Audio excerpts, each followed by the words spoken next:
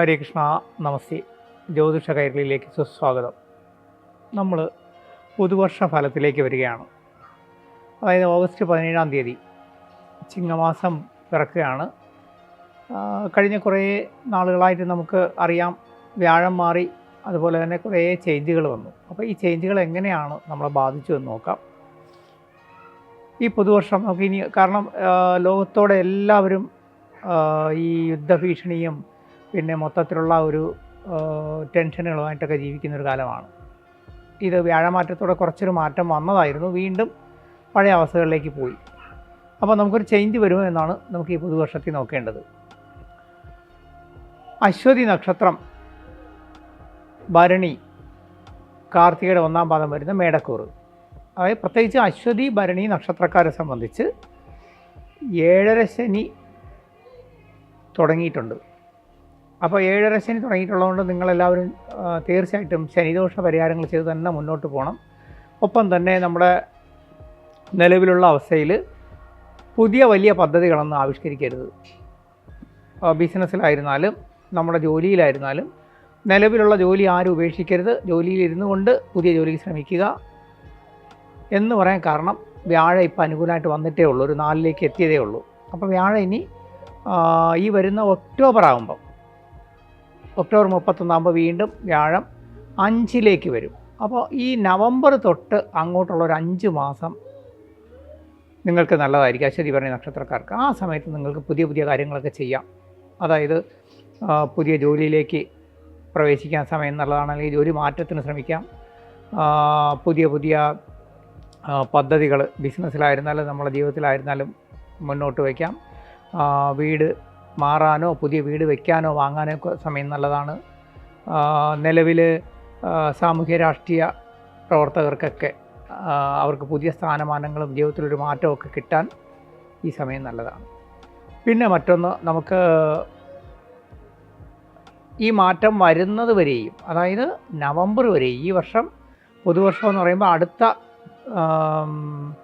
വർഷം കർക്കിടകം വരെയുള്ള ഫലമാണ്, ഒരു വർഷമാണ്. അതിൽ ഇപ്പോൾ നമ്മൾ നിലവിൽ ഒരു നവംബർ മാസം വരെയും നിലവിലുള്ള അവസ്ഥയിൽ പോവുക. എല്ലാ കാര്യങ്ങളും ശ്രദ്ധയും നമ്മുടെ ഒരു ജാഗ്രതയും പുലർത്തണം. ആവശ്യമില്ലാത്ത ബന്ധങ്ങളിലൊന്നും പോയി പെടരുത്. നമ്മുടെ സഹായികളും സുഹൃത്തുക്കളും ഒക്കെ ആയിട്ടുള്ള ആൾക്കാരെ വളരെയധികം ജാഗ്രതയോടെ വാച്ച് ചെയ്യേണ്ട ഒരു കാലമാണ്. എന്നാൽ കാർത്തികയുടെ 1-ാം പാദം കഴിഞ്ഞുള്ള 2, 3, 4 പാദം വരുന്ന 3/4 പങ്കും വരുന്ന ഇടവക്കൂറ്, അതായത് കാർത്തിക, രോഹിണി, മകയിരത്തിൻ്റെ ആദ്യ പകുതിയും വരുന്ന ഇടവക്കൂറുകാരെ സംബന്ധിച്ച് അവർക്ക് സമയം കുറച്ചുകൂടി നല്ലതാണ്. എന്തുകൊണ്ടെന്ന് ചോദിച്ചു കഴിഞ്ഞാൽ, അവരെ സംബന്ധിച്ച് അവർക്കിപ്പോൾ നിലവിൽ 7.5 ശനി തുടങ്ങിയിട്ടില്ല.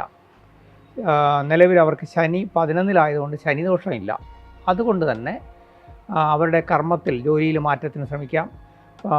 പുതിയ ജോലിക്ക് ശ്രമിച്ചാൽ അവർക്ക് ഗുണം വരും.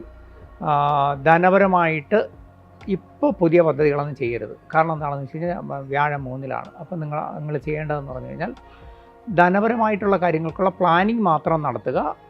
ഏകദേശം നവംബർ മുതൽ അങ്ങോട്ട് ഗുണം ചെയ്യും. നവംബർ കഴിയുമ്പോൾ നിങ്ങൾക്ക് പൂർവികമായ സ്വത്തുക്കളോ അല്ലെങ്കിൽ മറ്റുള്ളവരിൽ നിന്ന് കിട്ടാനുണ്ടായിരുന്ന ധനം, അല്ലെങ്കിൽ നമുക്ക് ഏതെങ്കിലും കോൺട്രാക്റ്റ് വർക്കിൻ്റെയോ അല്ലാത്ത മറ്റു രീതിയിലോ സർക്കാരിൽ നിന്നോ ഒക്കെ കിട്ടേണ്ട ആനുകൂല്യങ്ങൾ, ഇങ്ങനെയുള്ള കാര്യങ്ങളെല്ലാം നമുക്ക് അനുകൂലമായിട്ട് വരും. ഇനി മറ്റൊന്നെന്ന് പറഞ്ഞു കഴിഞ്ഞാൽ, ആ പീരീഡിൽ, അതായത് നവംബർ മുതൽ അങ്ങോട്ടുള്ള പീരീഡിൽ നമുക്ക് ഭാവിക്ക് വേണ്ടിയുള്ള എല്ലാ കാര്യങ്ങൾക്കും ഗുണപ്പെടുത്തിയെടുക്കാൻ പറ്റുന്ന സമയമാണ്. ആ അവസരം ഉപയോഗിക്കണം. സാംസ്കാരിക രംഗത്ത്, അതുപോലെ തന്നെ പുതിയ പുതിയ പ്രോജക്റ്റുകൾ ആലോചിക്കുന്നവർക്കൊക്കെ അത് നടപ്പിലാക്കിയെടുക്കാൻ കഴിയും. ഇതൊക്കെ ആണെങ്കിലും വളരെ ശ്രദ്ധിക്കേണ്ടത്, ഇപ്പോൾ നിങ്ങൾ നിലവിൽ വാഹനം മാറാനോ പുതിയ വാഹനങ്ങൾ വാങ്ങാനോ ശ്രമിക്കരുത്. അതുപോലെ തന്നെ നമുക്ക് ഹിതമല്ലാത്ത എന്ന് പറഞ്ഞു കഴിഞ്ഞാൽ നേർവഴി അല്ലാത്ത ചില സൗഹൃദങ്ങളോ ചില ബന്ധങ്ങളോ ചില ഇടപാടുകൾക്കോ ഒക്കെ നമ്മൾ ഇടപെടേണ്ടി വരാം. അവിടെയെല്ലാം ജാഗ്രത പുലർത്തണം. മറ്റൊന്ന്, ഇത് എടുത്തു പറയാൻ കാരണം, നമ്മൾ ഈ സർക്കാർ ജോലിയിലോ അല്ലെങ്കിൽ വളരെ ഉത്തരവാദിത്തപ്പെട്ട കാര്യങ്ങളുള്ളവർ ഇത്തരം കാര്യങ്ങൾ ശ്രദ്ധിക്കുകയും ചുമതലകൾ ആരെയും ഏൽപ്പിക്കാതെയും ഇരിക്കുക. ഇനി മറ്റൊന്നെന്ന് പറഞ്ഞു കഴിഞ്ഞാൽ ജീവിതത്തിൽ വളരെ ജാഗ്രത പുലർത്തി മാത്രം ആരോഗ്യം നമ്മുടെ പേഴ്സണൽ ലൈഫൊക്കെ കൊണ്ടുപോകേണ്ട ഒരു സമയമാണ്. അതൊന്ന് ഓർമ്മയിൽ വയ്ക്കുന്നത് നല്ലതായിരിക്കും. ഇനി നമ്മളിപ്പോൾ കാർത്തിക, രോഹിണി നക്ഷത്രക്കാരുടെ പറഞ്ഞു. അവർക്കെല്ലാം വലിയൊരു മാറ്റവും ഗുണവും നവംബർ കഴിയുമ്പോൾ വരണം. എന്നാൽ മകയിരത്തിൻ്റെ അവസാന പാദം, അതായത് 3-4 പാദം, മകയിരം, തിരുവാതിര, പുണർദത്തിൻ്റെ 3/4 പങ്കും വരുന്ന മിഥുനക്കൂറുകാരെ സംബന്ധിച്ച് അവർക്ക് സമയം നല്ലതാണ്. എന്തുകൊണ്ടെന്ന് ചോദിച്ചു കഴിഞ്ഞാൽ ഉച്ചനായിട്ട് വ്യാഴം 2-ൽ നിൽക്കുന്നു. അതുപോലെ തന്നെ നിലവിൽ ഉണ്ടായിരുന്ന കടബാധ്യതകൾ, ബുദ്ധിമുട്ടുകളൊക്കെ മാറി ധനപരമായിട്ട് പുഷ്ടി വന്നു തുടങ്ങും. ഒരുപാട് സഹായ ഹസ്തങ്ങൾ പല വഴിയിൽ വരും. പുതിയ സൗഹൃദങ്ങളോ ഉന്നത വ്യക്തികളുമായിട്ട് വ്യക്തിബന്ധങ്ങളോ ഒക്കെ വരാനുള്ള സാധ്യതയുണ്ട്. അതുപോലെ തന്നെ ജീവിതത്തിലൊരു വളരെ വലിയ മാറ്റത്തിൻ്റെ സമയമാണ്. അപ്പോൾ ഇതിൽ നമ്മൾ ശ്രദ്ധിക്കേണ്ട ഇത്രയേ ഉള്ളൂ. നമ്മൾ ഭാവിയിലേക്കുള്ള എല്ലാ കാര്യങ്ങളും ഇപ്പോഴും പ്ലാൻ ചെയ്യുകയും നടത്തുകയും ചെയ്യാം. അതുപോലെ തന്നെ നമ്മുടെ എന്തെങ്കിലുമൊക്കെ പുതിയ ബിസിനസ്സിലായിരുന്നാലും അല്ലാതെ ആയിരുന്നാലും പദ്ധതികൾ നമ്മൾ ഇപ്പോഴും പ്ലാൻ ചെയ്ത് നടത്തിയാൽ നടന്നു കിട്ടും. ഇതെല്ലാം നമുക്ക് ഏകദേശം ഒരു ഒക്ടോബർ വരെ കൊള്ളാം. നവംബർ മുതൽ ഒരു 5 മാസം ഇതൊരു സ്ലോയിലേ പോവുള്ളൂ. അതിൻ്റെ കാരണം വ്യാഴം തൽക്കാലത്തേക്ക് എങ്ങോട്ട് 3-ലോട്ട് പോകും. പിന്നെ അങ്ങോട്ട് നമുക്ക് വരുന്നതെന്ന് പറഞ്ഞു കഴിഞ്ഞാൽ നെക്സ്റ്റ് വരുന്ന ഒരു ജൂലൈ മുതൽ പിന്നെ അങ്ങോട്ടുള്ള ഒരു വർഷം നമുക്ക്